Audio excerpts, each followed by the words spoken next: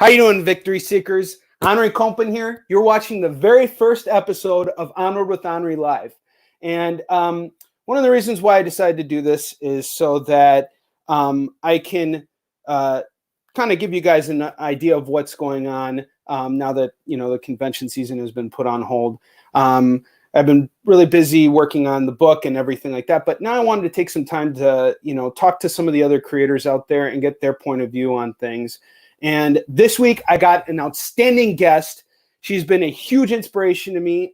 We became buddies a year ago. It is my pleasure to welcome the sensational, the amazing, force to be reckoned with, Afua Richardson. And welcome to the show. Hang on a second. Let's let everybody see you. There you are. Okay. All right. Hey. So Afua, you and I have been talking over the last couple weeks about everything that's obviously going on with this whole COVID-19 thing. And the one thing that really kind of inspired me to start doing this is the fact that I always see that you're always like putting up really like positive things and you're always trying to keep a good perspective. And where does this wonderful energy come from? Tell us. Thank you. And firstly, it's good to see you, Onrie. It's good to see you too. We talk now. We can actually see each other. I think through my life, I found myself in some really horrible situations. And I found that my own mind could be my worst enemy. So panicking doesn't really help. And that doesn't mean that I keep my cool all the time. For sure. A lot of times it'll be something small and I'll be like, ah! And I'll freak out. But when it comes to something really serious like this, I try my best to just keep as level as possible and spread that, because panic can breed something else. And you're seeing people panicking right now. And I understand there's a lot of uncertainty and stress, and just the cortisol will make you sick. So it's not only good for our souls to keep calm, but as well as our body and our chemical health and well-being. In order for us to find a solution, it's better to be in a better state of mind. And so I try to maintain that. I totally agree with everything you're saying. I want to be like, yes, 1,000 times yes, because it's so true. Like what you're saying about panic, that's what's making this worse. And that's not to take away from the fact that this is actually serious, because, right. I think we both probably know people at this point who have been infected by this, like who actually got infected. Right. And that is a pretty scary thing, but you're 100% right. So let's just say we were in a normal convention season right now and none of this was going on. You would still have this mentality no matter what. Like, yeah. I mean, when I go to conventions, a lot of the precautions that I'm taking now, I'm just sharing with other people, because it's quite a juxtaposition to go from a solo studio to a convention center with thousands of people where I'm shaking hands and interfacing with people who, let's face it, the bathrooms are not that clean. There are not a lot of places to wash your hands, and people are stuffing food and sneezing and all kinds of patient zero contagians. And then they sneeze in your hand and they sweat and they're nervous and they're like, hi. Oh my God, it's the worst. I trade war stories with Ted Sikora, and we talk about like how sometimes we get people who just like really stink bad, and it's like San Diego ComicCon, it's like freaking hot outside, and then you get people on the floor and they smell like they haven't showered in like 3 weeks, and they're in cosplay, and you don't want to be anywhere near them. Oh, the costumes are so hot. Their dedication is strong. I appreciate that. That body odor is strong too. So yeah. It's tough. People, we're an industry of introverts, and being around the people who create the stuff that you like, it's nerve-wracking for me. And I make stuff. No, absolutely. Yeah. It gets the mood up in so many different ways, but absolutely. But there are things that you can do to try and safeguard yourself. I know there are a lot of people who have asthma and they're worried about being high risk, or they interface with kids, and children are grubby little bacteria monsters, and they sneeze and burp and fart and get all of their yuck all over you at all times. And so I've just been kind of sharing some of the things that I've been doing. Um, I guess I've been in some really crazy, serious situations, and like I was there in New York during 9/11. That was a really serious, panicking time, and it also let me know, like, wow, I'm not really that prepared for this kind of situation, and it inspired me to start growing food and start figuring out ways for me to care for myself if I didn't have access to a doctor. Nothing serious or anything. I'm not gonna, you know, work on a broken leg or anything like that. Not a doctor. No. Even though. No, absolutely. But, I think it's so great that, you are taking initiative. And that's one of the things that I look at. You never want to let a good crisis go to waste. And, like I've been using this time to really do a lot of the same things you're doing, like taking care of myself. This is a great time to be recreational, to work out, to self-improve, and to do all these things. And that fortifies you and makes you stronger in the long run. Now, you had mentioned New York, and you and I had talked about this before. New York is your hometown. So New York is the epicenter of all this shit right now. And, how does that making you feel? Like, I'm sure you have lots of friends in New York who are affected by this. Like, tell us a little bit about what's going on right now in your head. Well, I've been reaching out to a lot of my friends, and some of them are okay. They've seen a hard time or two, so this is just kind of another day for them. And others are really freaking out. And I just offer my ear. I'm like, hey, if you just need to talk about it, figure out a plan. If you need me to express mail you some toilet paper in my Ninja, I will mail that to you. All right, I got you. Yeah, this toilet paper thing drives me nuts. I don't fucking get it at all. It's not like you get diarrhea from this shit, No, it's panic buying. Absolutely. You're trying to establish a system of control. Somebody saw a picture on social media of an empty aisle of toilet paper, and they thought, oh my God, I'm not going to be able to get any. Yep. And so they just started buying. But if you look, there's everything else. I mean, there might be less pasta and soups, but everything else, well, except for chicken, is there. And it just really lets you know the power of a suggestion. So that's why I'm trying to put out good suggestions. That is absolutely right. Absolutely. And going on that, it's sort of like the messages that are kind of coming across. And like creators like you and myself, we're on the front lines of trying to put out a positive message, because let's just be honest here, our business depends on it. And not only we want to not only bring our work to our fans, we want to inspire our fans. And you do a phenomenal job of that. Every time I see it. No, you seriously, every single time I see you walk by, I'm like, who is this amazing person who's just walking by? And it's just, it's really great how you get people in. And I've seen how you interact with people at conventions. They're so enthralled by you. They're so inspired by you. And I think it's reasons that like what you're telling me right now about how you're trying to keep this positive image going through this time of crisis. That's really how heroes are made in my mind. It's not like I haven't seen you panic once over this. And like you said, when you just came on, it's not that you're not feeling these emotions that everybody else is. We're all bummed out, Yeah. I just found out Comicpalooza, which is at the end of May, is being canceled, and just completely canceled, not even rescheduled or anything. And it's a bummer, but what are you gonna do? Yeah, I've had five or six shows canceled and rescheduled, and it's tough. It gets you thinking. But I've not been in this situation before, and I do freak out, but I have to try to find ways to talk myself back. And I've been in situations where I didn't have any support, and I didn't have anybody telling me that it was going to be okay. I had to tell myself, So you had mentioned something about that, and I want you to tell me all about it. So you say, you had to find ways to come back so that you're not going too far in one direction or the other. Tell me about that. Like, what are you doing right now? You're quarantined. You have lots of time on your hands. I'm sure you're busy too with work and everything like that. But what do you do to get back, into the right frame of mind? Well, your mind is in your body, and people like to separate those two. But in order to change your mind, you have to change your body. And so I start paying attention to some of the activities that I'm doing. One, I try to take a walk. It's, pretty low impact on the joints. It's not very strenuous, but just walking around, it gets my mind going because there's nothing else to do.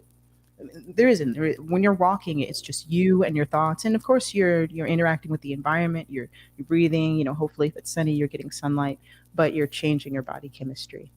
And sometimes my mind can take me for a ride, and I have to be careful not to let it spiral and cascade into these thoughts of extreme negativity, because part of my job is problem solving. I receive a script or I receive a concept, and I'm trying to find ways to illustrate that and condense it and then take it to its next logical conclusion. But that can also be a detriment because I do that with my whole mind. So when there's a catastrophe, my whole mind takes over, and it presumes that this is the situation and that's all that there is. So I have to say, okay, all right. What are the things that I do to keep healthy? Of course, lots of vitamin C. Everybody knows about vitamin C, and they will be vitamin C'ing themselves until they're orange. But there are other things that you can do. If you're not allergic to shellfish, there's something called L-lysine. And that you had told me about this. Mm-hmm. Yeah, it's an amino acid that the body can't produce on its own, and so you have to get it from external sources like shellfish or spinach and different foods. But it also comes in a consolidated pill form. And every time I go to a convention, I'll take one or two of these right before I interact with people because it helps my immune system stay strong, incredibly strong. As a matter of fact, if I start to feel something, the only time I really, really get sick is when I don't take one of these. It turns a 5-day thing into a 2-hour thing. Sure.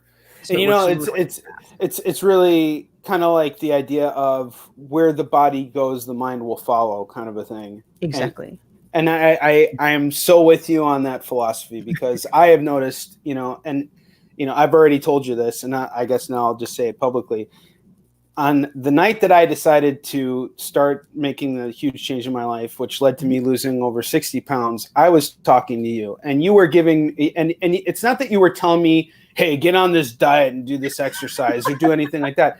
I just looked at, I appreciate, oh man, so do I. I don't want to tell anybody what to do because, to be honest with you, the most amazing part of all this has been the journey of self-discovery when it comes to this. You said you're a problem solver, right? And then you apply that thinking to everything you do, not just what we do professionally as comic book creators, but like to all facets of life. You suddenly realize you have more skills than you thought you did.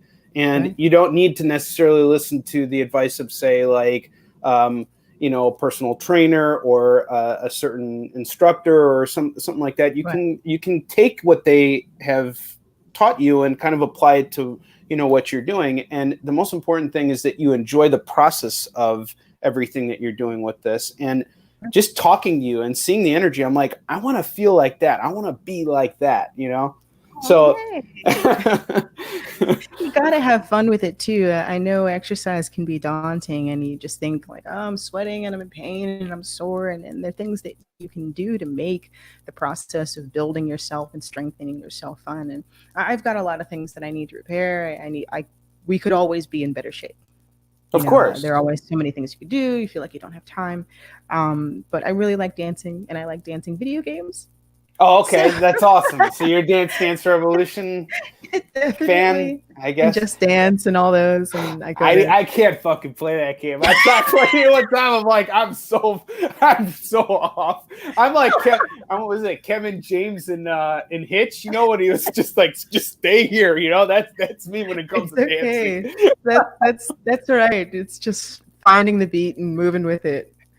I'm also like that with that the guitar game. What was it? The Guitar Hero. Guitar Hero. Yeah, I sucked at that game. Okay. I like missed every chord. I'm like, oh darn it. It's cool. It's whatever your thing is, whatever gets you moving. If it's, like mock sword battles, or just, hey, you know what? I'm gonna give myself a cookie every time I do 10 push-ups. It might be a little counterproductive. Whatever you need to do. Because I've seen people really transform themselves and go from one way to another. And a lot of times our mood is really just our bodies telling us, hey, something's wrong. Yes. And we need help. Absolutely. And I think this is such a important thing to note, is that our bodies, if you listen to them, will start to tell you exactly what you need and don't need to put in your body. And of course you have knowledge from what you read and everything like that, and that all helps too. But when you find a way to put it all together, like what you're suggesting, it really just has such a positive impact on your life. And the one thing I want to just say that I attest to what you're saying, because ever since all of this started, I'm like, all right, I'm going to just work out every fucking day. I'm not going to skip a single day. I'm going to work out every single day. I have my hour routine. That's it. And the thing that I've noticed from doing that is it just helps my mood. And even though the world is like, freaking out and panicking, and we're seeing more and more of these cases pop up, it's like, I feel better because I'm doing something for myself. I'm taking this time to improve me. And because there's something I can do to help the people that are in trouble. If I can help someone directly, that's one thing. But when you can't, because you're isolated, I mean, and going out, like, what are you supposed to do? Like, how can you help anyone? So, it's important to first take care of yourself. So segueing this, we talked about how you bring yourself back in terms of, like exercise and things like that, what you do physically. So what about like stuff that inspires you? Like, I noticed you've been playing, what is it? The flute? Yeah. Okay. So what kinds of other like things you do, like more on the creative side, or like any movies, TV shows you watch, video games you play, any of that stuff? I do play a lot of phone games. I haven't gotten I just moved, so my office is pretty bare right now, but I do play RPGs and things like that. I do have to be careful about that, though. When it comes to video games, it's really easy to lose time in those. And of course, that's the point. They're immersive. You're going into a world and you're getting your dopamine rush from getting to like level 5. But the problem is you're making gains in something that is not producing anything for you other than happiness in the moment, which is great, but then it fades. And then time passes by and hours have gone by and you haven't done anything really for yourself.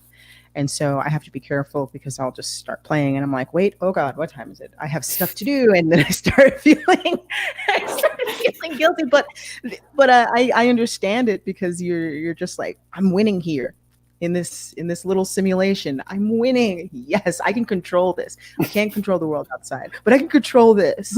I can change my avatar, and I can be anything I want in this. And that's a tough drug to beat. I agree with you. I agree with you. Time. I have to schedule time for video games. Like, okay, that's my time. I've got to move on to something else. I have to allow myself to be happy, because I do enjoy it. They're great. I love all kinds of games. I love like little phone games, RPGs, first-person shooters. Which ones are first-person shooters? But I enjoy them. Neither am I. I get made fun of all the time. So bad. I so fucking suck at them. But you were talking about like phone RPG. What if you don't mind me asking, which one are you playing right now? What am I playing right now? I got like 5 games on here. I have like Harry Potter, and I love cooking games for some reason. I think it's because I like cooking. They're really stupid. There's something called a cat game. I'm even playing Uno on here. That's sad. Like, I'm playing a physical card game. But I don't think it's sad. I think it's all part of the process. Like, I've been playing Final Fantasy VII on my fucking iPad. All right, and that game is so fun. Dude, did you try this remake on PS4? No.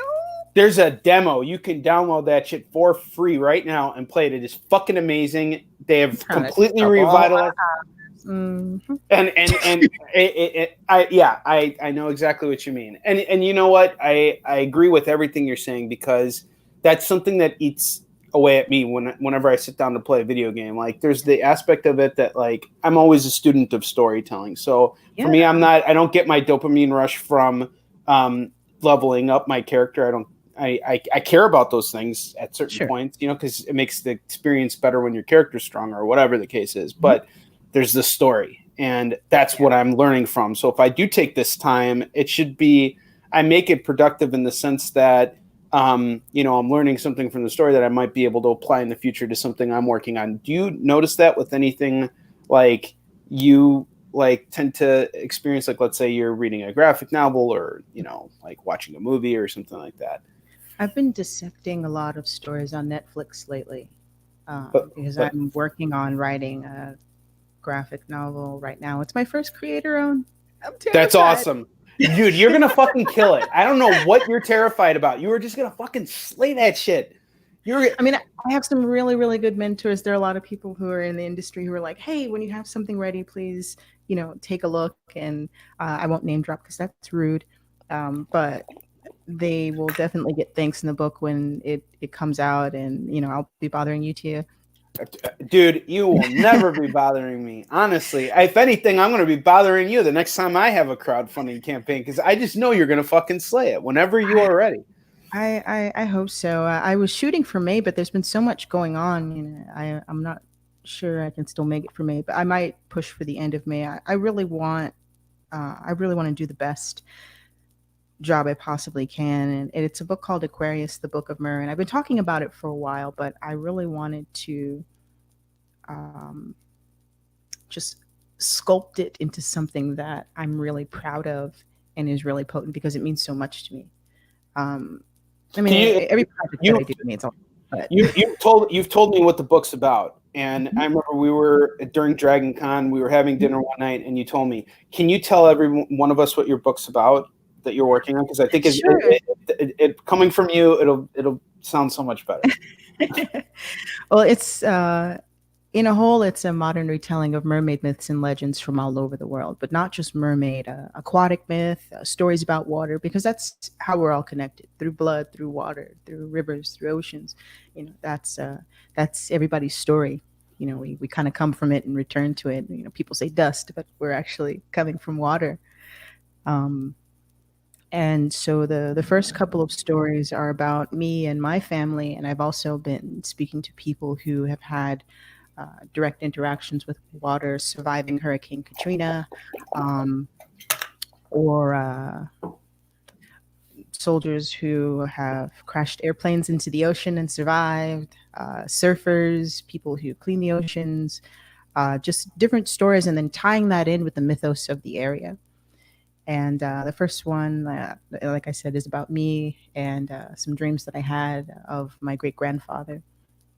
And so I want to kind of do something that I haven't really done before, which is merge a lot of the other things that I do in this project, which is play my flute and make music as external media for this comic. And when I tell people about it and I start sharing like little pieces of the story, I've been really, really surprised and just kind of honored that it touches people the way that it does, because everybody's kind of had this odd experience where they feel like they've gotten kind of a tap on the shoulder, or they've been kind of pushed in a particular direction, and uh, call it coincidence, call it just looking for signs, or call it a message from your ancestors, whatever you want to call it. Heck, rocks are our ancestors.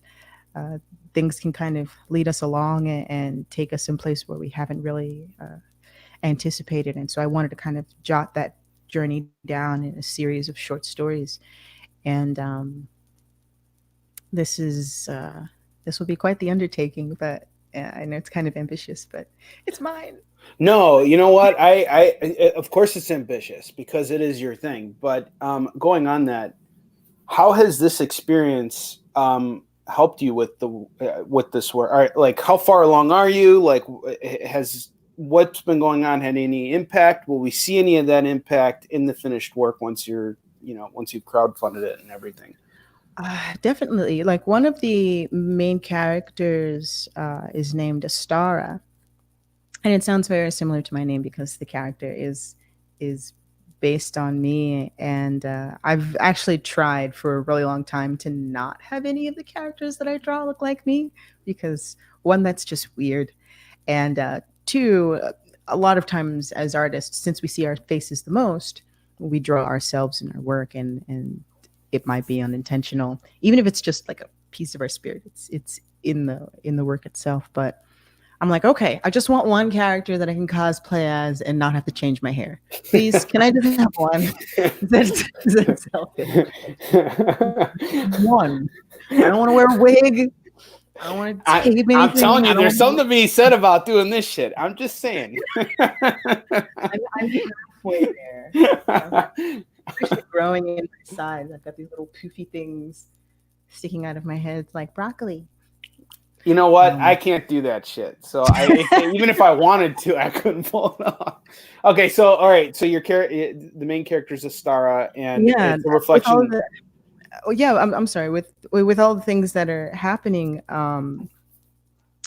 I've been actually having really, really vivid dreams, and I have maybe like 40 short stories right now. And I'm planning on putting them in the book, and a lot of them are actually based on dreams that I've had. As a matter of fact, I posted about one on Facebook on January 30th, before any of this stuff really hit. I had a dream that there was a couple arguing because there was a pandemic happening, and the city was on lockdown, and everybody was not allowed to go outside except for him. He could go outside. The police wouldn't stop him. She just didn't understand how he was able to do this, and he denied it. So I decided to turn that into a story. It doesn't sound like it's related to mermaids, but the rest of the dream definitely was. Yeah, you'll find it. You'll find a way to make it work. Yeah. Right on. Cool. All right. So, we got a sense of like where you go when it comes to your mind and body and everything like that. That all like works fantastically. How about other things that you're like doing, like in terms of? Sorry about all the hand gestures and shit. I'm pretty lit right now. So I'm like looking at myself in the camera. I'm like, whoa, shit! It's like all psychedelic. No, you said. I was just laughing because you said my mind and body works fantastically. I was like, all right, you're doing the whole robot like a machine. I was like, I sound like a machine. I wish that were the case. I'm trying. I'm definitely trying. Yeah, if I wish I could automate I kind of do automate myself when I'm at conventions, because I'm always saying the same thing over and over again, like as I'm pitching people. But yeah, it's funny. Like I find that this experience has also had like some effect on helping me like be more creative in the sense. But like at the same time, it's like the uncertainty of what we're facing. That it almost feels like when this first started, it kind of was like I kind of got that wake up call of like, oh, you had plans? Well, like fuck your plans. Like I was planning on selling even more books this year, making a killing, buying my wife a new purse, all that kind of nice shit, But like, this reality comes in, and suddenly I'm like, fuck, what do I do now? And the thing is in some ways, yes, it has affected like my creativity in a way that it's like, you get inspired by kind of not the bad things that are happening and trying to make the best of it. But as this has been going on for like, the better part of, pretty much a month now, I've kind of come to realize that like some of the benefits of this kind of a thing, like less emissions in the air, sure. Spending more time with your family, improving yourself, exercising, doing all this stuff, being creative, having the time to do that. And, like, have you noticed that too? Definitely. People are kind of reprioritizing. Um, there is a symbol in West African culture that I have tattooed on my wrist. It's called in Chim Chim or in Chim Chim, and it's the twisting, maneuverability. Whatever comes, you deal with it. And I don't always do the best job at that. But we had plans. I was going to see you at a Yeah, convention. dude. Yeah. There were all these things that I had planned on doing. I was getting merch and things like that together, but all of those things had changed, and you have to be adaptable. We get accustomed to a particular uh, way of living and a particular mode, and we have to adjust. As these things come, there are some people who they have a very chaotic life, and this is just another bit of chaos, and then other people whose lives are very regimented, this is very, very destructive and very disorienting for them. And it's really an exercise in kind of measuring your mind. And so one of the things that I've been doing a lot in, and I seem to do a lot more when I do this thing, is I'll take a notebook and I'll write down all the things that I want. Actually, in not in that order. It's need, want, and dream of. And the things that you need, you might need some toilet paper, whatever. I got you. No, no, but you need some new socks. You need a way to sort all of your pops figures in a way that's presentable and people don't think you're crazy. You want, to lose, 10 pounds. You want to exercise more. You want to do those things, and then you dream about. And once you kind of have a destination in mind, and this list can change. It doesn't have to be these are the things that I'm going to do with my life, and that's it. It's, a lot of times people feel like their lives aren't moving forward or nothing really happens for them because they haven't really put in their minds what it is that they want, or they feel like they can't get to it because it's so far away. But when you physically write it down and you make it real, you've already started making it real in your mind. You're seeing it, you're starting to make paths between you and it. I agree with that 100%. That is such it's like the second you decided that you're going to work in comics and make this your fucking career, you did it. Right. And it's like, and it was now just, it doesn't mean that all the success you want for yourself is handed to you. It means that you are now, you now have to work towards making those things happen. Exactly. And you also start putting in mind some of the obstacles because you know very much what you don't want. But a lot of people don't know what they do. And they have the excuses, and sometimes they're very good reasons. Like, well, I can't do this because of that. Well, what can you do? We can do something. We're alive. We're capable. We're a lot more capable than we think. If I can go from wondering where my next meal is to drawing Wonder Woman, then a lot of people can do some amazing things. I mean, that's sort of what we do as creators, right? We document either fictional or historical events when people have faced the impossible and they won. But it didn't come without change. You can't just be exactly who you are and face the dragon and win. You have to go on this journey. You have to alter yourself. You have to better yourself. And sometimes the bad guy gets the upper hand. And this is probably one of those moments. This is one of those moments where the bad guy bacteria has gotten the upper hand and people are freaking out.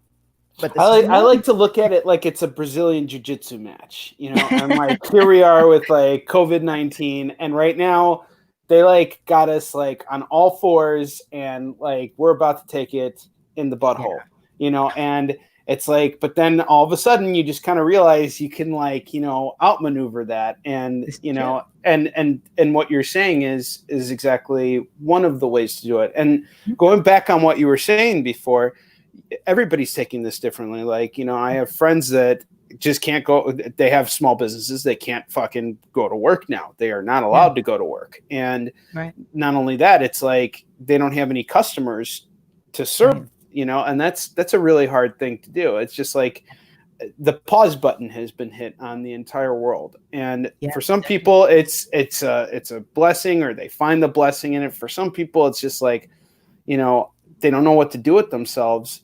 And, I hope that there is sort of like a middle ground to this, because I have this feeling that, and again, not don't take this as my way of saying that I don't believe that this is a real thing, but like everybody's saying right now that we're going to be in this form of isolation for like the next 6 months or the next year or the next 18 months, which honestly, I don't know if the ramifications of that don't outweigh the means of trying to like stop this from happening. And every day I kind of wake up with this hope that we're going to kind of get to a point where this thing kind of like veers off. And yes, people are still going to be at risk, but there's a middle ground somewhere where we can go back to living our lives and doing those things, because if our economy shuts down and continues to stay shut down, that's going to create more problems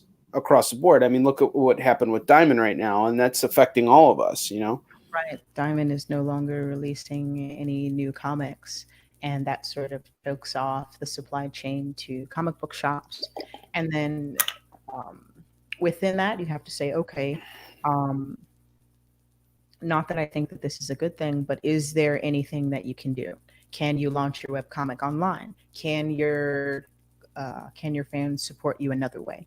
Can you fool your good friend into coming on your podcast for the first episode at the last second? Yes, you can. No, I'm glad to be here with you and talk about this, because I posted on Facebook a question, like, if your opinion were not judged in any way, or you were not attacked for your view, what would you say is going on right now? Because online has been a battlefield. It has. It really has. And it's like no side's right, and it's exhausting. It is super exhausting. I agree with you. And people are manipulating statistics, and some people are underestimating, some people are overestimating, some people are really freaking out, but it's not helping. It's these, like, people are sending me different kind of spam messages saying like, oh, well, there's going to be a this kind of military act happening, and we're going to be completely locked down, and everything's going to close, and we're all going to die. And I'm like, okay, well, guess what? The day has come and gone, and that has not happened. So, well, the best news I got last week was when I turned on the news and it said 4 people died in Chicago. There had never a fucking time in the history of man when there has been only 4 people in Chicago that died in a day. All right. I was like, wow, that is good news. Like all the other crime in the town stopped all of a sudden. All the drug dealers, they stopped pushing. All the people who were dying of heart attacks, they didn't die from heart attacks. They all only died from COVID-19. I say that's good news. You got to look at the positive side of that shit. You know what I mean? It's like, now you're concerned with your health, method. Yeah. What? Yeah. Oh, that's so sad.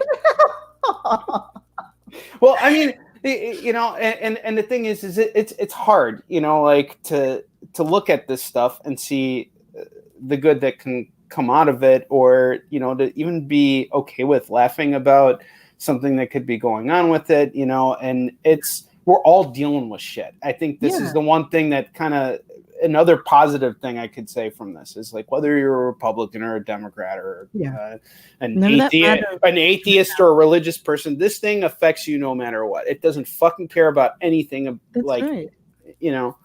And one thing that I've been saying a lot to my friends is, this makes it very clear that it doesn't matter if you're an introvert and you gain your energy from being by yourself, or you're an extrovert and you gain energy from being around other people. We need each other. As independent or as immersed as we are in our friends or lack thereof, we need each other. And it doesn't really matter what we think. I agree with you. It doesn't. And the whole idea, let's go into let's open up that door about bringing everybody together and how we all depend on each other. I think that the one thing I've noticed in my experience as a comics professional, and I know you and I are on completely different paths. We have different connections and different, avenues and different circles and all that kind of stuff. But the one thing I noticed early on, as a dude who got kind of like directed into the whole self-publishing route, is it can be really hard to kind of like mingle because people have their closed circles. And it's not just in the comics industry. It's kind of like a universal thing. Like there's cliques, there's that, and all this stuff. I have to say that from this experience, I've been going on like different, like, panels and stuff like that, and talking with different creators and making connections with them. And I've realized that maybe those thoughts that I had in my head of, oh yeah, this guy's cliquey, I don't want to be around him, and this person, he rubs me the wrong way, I don't want to hang out with him. It's kind of made me realize that I need to kind of open up my mind a little bit more, because it's like when you have this extroverted kind of like idea of who you let into your circle, it's like you don't know what kind of opportunities you're missing. Like do you feel like you've kind of come to your own kind of like social realization in a sense? I have no friends. No, I'm kidding. Well, you have me. It's true. Yeah, I'm totally kidding. It's funny because being a graphic artist, my entire life outside of conventions is social distancing. And I'm sure you can attest to this. Well, I could if I didn't have kids, but you see, I got two of these little fuckers running around, and I got to take care of them. So it's like, and they fart in my face and do all that shit you were talking about. I was putting my 2-year-old to sleep right before like we had this call, and like, for his nap, and he just like, he's so cute. He's the most handsome little boy. And he looks at me and he goes, "Papa," and I'm like, "What?" And he just sneezed right in my fucking face, like just like all over the fucking place. But it's okay. He's been at home for like the last like 6 months. He's the introvert, all right? Like so like I know that I didn't get COVID-19 from him. I got it from licking the doorknob. That's how I got COVID. That's the way to get it. Bat soup. That's another way. Yes. No Batman soup. And no bat soup either. Yeah, I don't fuck. Hey, and you know what? I don't criticize. All right, I don't criticize other industries because, like, look, what we do is fucking weird as shit to most people. The society. But those people who like are in Asia and shit, and like do those videos of them like eating live fish and like other crustacean and like fucking bat soup. It's like, fuck you. Like have the common. Go ahead. No. You please. I want to hear what you have to say about this. Weird food worldwide, man. Like the bat soup thing, that was really weird. They didn't even take the fur off, y'all. Like it's a whole screaming, like claw fanged poop intact bat, deep fried, terrified. It's like, I feel bad for lobsters and so on, but they don't have any hair. Okay. Like, yeah, but still they're fucking boiled alive. I mean, but here's the thing, like everything. They're just like just right in your broth. That's not food. Dude, I saw this video the other day on Twitter, and it showed like this Asian like family. They had this big fish and it had the claws, and it was like a fucking like big ass, like, I don't know, it looked like a baby shark or something. And so they start putting the spices on there. And I've eaten all kinds of weird, different things. I've gone to Korea and, I saw them, kill the octopus, and I ate the tentacles while the tentacles were moving. And I survived that. That wasn't nearly as disgusting as the coagulated cow blood soup I had. That was gross. That just sir. Yeah. I was like, but anyway, yeah. So going back this fish, they put the sauce on it and they put the fry batter and everything, and the fish was still fucking alive. It starts like opening up its jaws and everything like that, and they're like freaking out. I'm like, why would you do that in the first place? Just kill them. It is torture. Decency. It's like, I don't care where you're from, just kill the damn thing. Even greens, tomatoes want to live, okay? Do they want to live? They do. Like if they're being eaten by aphids, they'll start to release a chemical that attracts aphid killers, and then it'll start sending chemical messages to the other plants around, and they'll start releasing the same chemicals. It's a chemical SOS. You know, like I know sometimes vegans think that they are morally superior, but it's just their victims can't scream. That is totally true. And, you know, it's interesting that you say that, because now tomatoes, they're losing this fucking battle. I mean, think about it. And no one's fucking reporting on that shit either. Like, 2.3 million tomatoes die every fucking day. And these things want to live. And, like, I love tomatoes. And if anything, COVID-19 has made me less able to go out and get tomatoes when I want, because my wife told me I'm not allowed to go shopping without her anymore. We have to go and do everything. You see the little like neck creases around me because from wearing she's got me on a shackle and everything. So I've just finally been freed. So it's like, yeah. Oh, that's right. Shit. I work and home separate, church and state. Fuck. Totally screwed that up. Yeah. But no one says anything about the tomatoes. What other vegetables want to live? I don't know very much about other chemical processes. I'm sure the rest of them do too. You know what? I'll tell you the chemical thing it says to me with like tomatoes, because like I think tomatoes are an essential thing. Like in almost every meal. And, you know, they're so essential that they're not even considered to be a vegetable. They're a fruit. They are. So, like, you can even throw them in with your fruit, you know? And, but here's the thing, though. You know, it's one of those, like, staples that, like, you can't go without. And whatever, you know, pheromones or whatever it sends for, like, the other plants not to, like, make it appetizing, I think that's working against it, because that just makes us all want them even more. You know what I mean? They smell amazing. They do, especially in ketchup, when you get tomato ketchup. Because, like, the ketchup tastes nothing like fucking tomatoes. They don't. How did they even find that correlation between tomatoes and ketchup?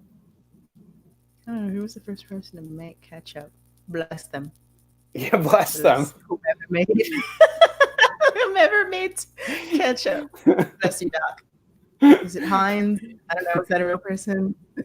Well, it's a real company, and they care about you. They really do. They care about what you think about their paste, which is tomato and sweet and chemically and all that shit. The pheromones are all taken from the tomatoes and shoved into this very amazing sauce right here. Yeah. I'm really losing it. I'm sorry. No, you're fine. Yeah. And reach out to each other, and you know, you don't have to forge false bonds with people either. I know you were talking about kind of opening up your social circles, and I think that's something you should do carefully, because energy is definitely a real thing, and it doesn't have to be this like glowing force field that surrounds your body and you shoot out with lasers. No, nothing necessarily like that, or nothing so mystical, but people's thoughts and actions and ideas affect you, and the people who you surround yourself with, the people who you hang around, are the people you become. I tend to agree with that. You are so right about that. And I'm glad you said that, because, yeah, you're right. You need to be careful of who you let into your circles. And you and I have both had experiences we've talked about it, and we're not going to name names or anything, because except for that fucking guy. That you know who I'm talking about, right? That guy, oh my God, we're just totally going to fucking call him out. But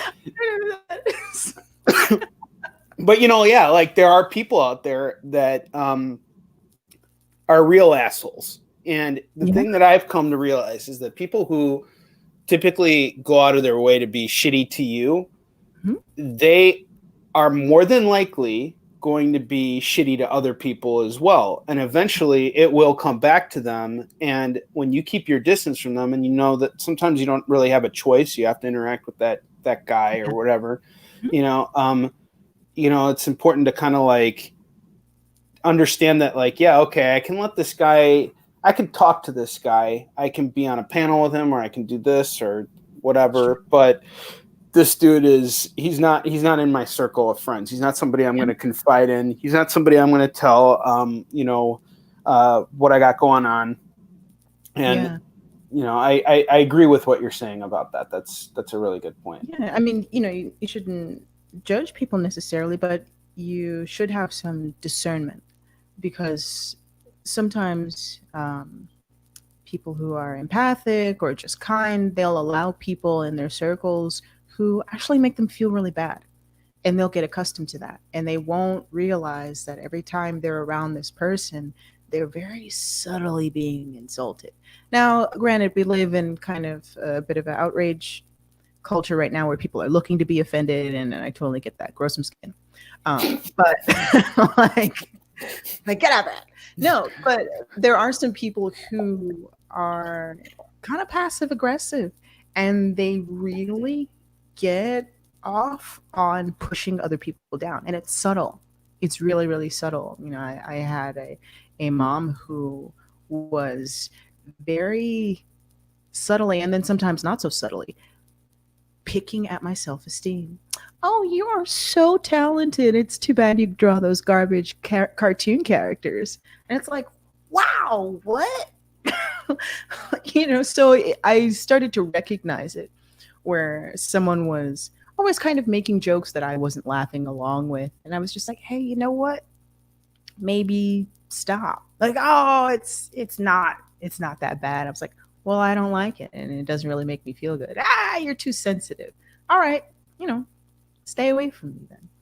Like, I'm not gonna allow you to be a turd in my punch bowl. Like, it's really and it takes a lot of courage and bravery to know that this is something that you're not cool with, and to call it out on the spot. Because I find myself in situations where, and more often than not, when I come across what you're talking about, I just naturally place that distance. But I've been in situations where someone has embarrassed me, like in front of my son one time, and I didn't react on the spot. I should have, but I didn't, because it just didn't occur to me. And then it was like after that point, I'm like, that motherfucker.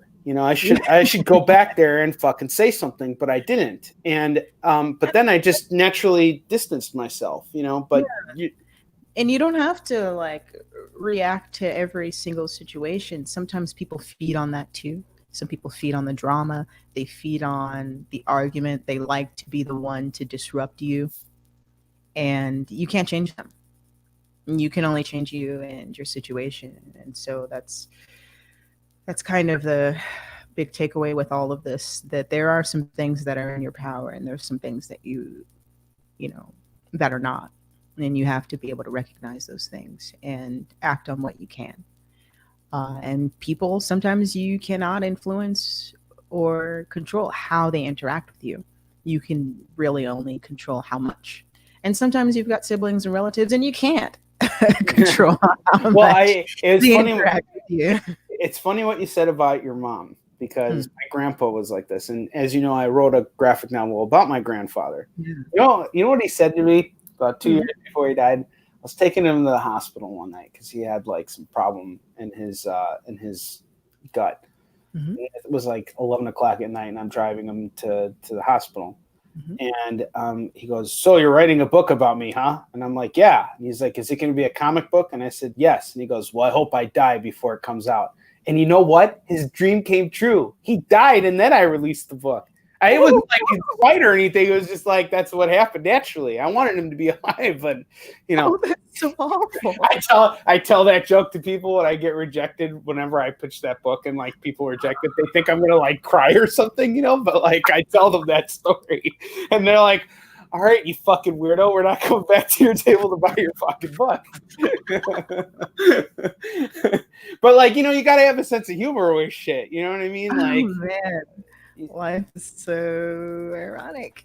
Yeah, and I mean, it's like even the way you're telling me about, you know, what you experienced with your mom, which I'm sorry, it won't, in many ways, it's what brought you to where you are. But like, you know, and I also don't think it's a black or white thing either, because you know, my dad is, he's always been he's always been skeptical about me getting into comics. Now he supports me, helps me out and everything like that. But, you know, he said some pretty discouraging things to me before too. And I don't look at him as a bad father and say, oh yeah, my dad is the worst human being on the planet. I think that we all have a capability of saying things that we shouldn't. I catch myself doing it all the time as a father. I fuck up all the goddamn time. I'm like, I shouldn't have said that to him. Shit. Now I know how my dad felt when I was being a little asshole. You know, it's like, you know, would you agree with that, or, you know, what are you? Yeah, our words definitely have power, but you know, we are going to say some things because we're emotional folks. We're just going to say things and they blurt out and they really hurt people. But oh man, I was going to say something and I totally forgot. No, it's totally cool. Well, we're kind of getting to that point where we're going to wrap this up. So I just wanted to I remember. Oh, go ahead. No, say it. All right. Artist, guess what? Your folks are not really going to believe in you at first. Yes. They're not. I mean, not because they don't believe in you as a person, they just don't believe in the path. Because art is not necessarily a path where you go to school, you get a job, and you're successful. It's not. You have to get skills and then learn how to market, and you have to learn how to be a businessman. But a lot of times you go to school and you only get taught one part of the whole thing, and they don't teach you how to become successful. And so a lot of times I'll have people come up to me and they'll say, man, you know, how did you overcome, you know, your folks not believing in you and not supporting you? And you just have to believe in it more than they do, because you have a vision in mind and you have to support it. You have to be able to say, okay, well, I know I'm not the best, but I'm not the worst. And in order for me to get to a position where I'm happier about this, I have to be able to support my artwork like it's a plant. I have to fertilize it. It has to grow. It's not going to be this big giant tree when I start off. It's just a bud, and I've got to nurture it, and I've got to allocate time and energy to it. But I also have to make sure that it financially makes sense. And sometimes it doesn't. You know, like sometimes you're just going to have to take a leap and you're just going to have to eat some ramen noodles. Don't eat ramen noodles. And like, it's so bad for you, God. You know, like when they're 3 for $1 and that's what you've got, then it's that hunger that says, you know what, I better be good at this. I better be good at this or I'm going to starve to death. So I better find ways to make this artwork work for me. If that means that I have to, you know, do logos and do graphic design and figure out how I can be of service with my artwork before I can get to the point where it works for me, then I'll do it because it's worth it to me. And if you're not really willing to grind and push and cry and dry those tears off and clean off that canvas and do it again, then this might not be the path for you. But if you're just like, hey, guess what? Life is hard. I'm harder. And I'm just going to, this is worth it to me. Because at any point in time, a virus can come and knock out your business. And all of those things that you did to do things the right way or the way somebody else told you was the right way, it's not for you. It's not, you know, and that doesn't mean like quit today and become a mime or whatever. Like it means that if you really want this, then you're going to have to work for it. And there are other people who they've gone through a different path. Like you and me, Onrie, we've gone through different paths to get to where we are right now. Absolutely. But the things that we can share. Absolutely. And say, hey, this is not the way, it's a way. So I'll share it, you know, and there's some artists who are not going to share it, and that's okay. They don't have to. But some folks are willing to share. And I'm one of those folks because there were points in my life where I had no place to stay, no money, no education, no resources, and nothing but determination. Literally, like I was eating from a soup kitchen. I was sleeping on the subway. I was staying on people's couches. But I wanted to work, and I was willing to work. And I said, hey, you know what? I've seen people who were incredibly talented and skilled. They put those things aside because they needed to pay bills, and they're miserable. They're absolutely miserable. And if I'm going to be miserable, I might as well be doing what I want to do. I agree with that so much. And even though you and I have come to the same realization, we both came at it from such different directions. And it's so cool because we learn things from each other. We pick up on stuff, by sharing our experiences. Yeah, for sure. Okay, I'm going to wrap this up now, and I'm going to give you a minute to promote or to say anything you want to say to our fans. We're going to be sharing this everywhere as soon as it's out there. So this is going to be your moment in the spotlight. Tell us everything we need to know about you, where we can find you, and all that awesome stuff. All right. My website is Afua Richardson, AFUA Richardson, as it's spelled, .com. I'm on Instagram as Dr. Fu, DOCTAFOO. You can find me on Facebook. I have a group on Facebook for aspiring artists and creators. You're welcome to join. It's called Dr. Fu's Lab. I'm also on Twitter as well. Yeah. Just saying. I'm a proud member of Dr. Fu's Lab. So proud of my lab mates, man. It's really a family there. And we do Google Hangouts and we just talk. I haven't been doing them a lot lately, but since, we've been on lockdown, I've been scheduling a lot more because we got to talk to each other. We have to. We got to figure it out. Even if we don't agree, it's okay. I agree with you. I mean, yeah, I agree with you. I get the sentiments completely. My dear friend, thank you so much for being my first guest, for coming on the show. You and I are going to chat more, and I thank you again. Thank you so much. This was last minute. I had no idea what the fuck I was doing. You came on here, and you just totally blew it out of the water like you always do. And I wish you nothing but the best of luck. High five, yes, from a safe social distance. All right. I will see you later. Take care. All right, folks. Thank you so much for listening in. Next week, we got another great episode. I have tons of guests lined up, and hopefully I'll have a better idea of what I'm doing. Until then, I will see you guys later. And as always, onward to victory. Come to Eastern Chin's website, buy some books. I will sign them and ship them right to your front door. The post office is still working, so therefore I am still working. Take care, folks. See you next week.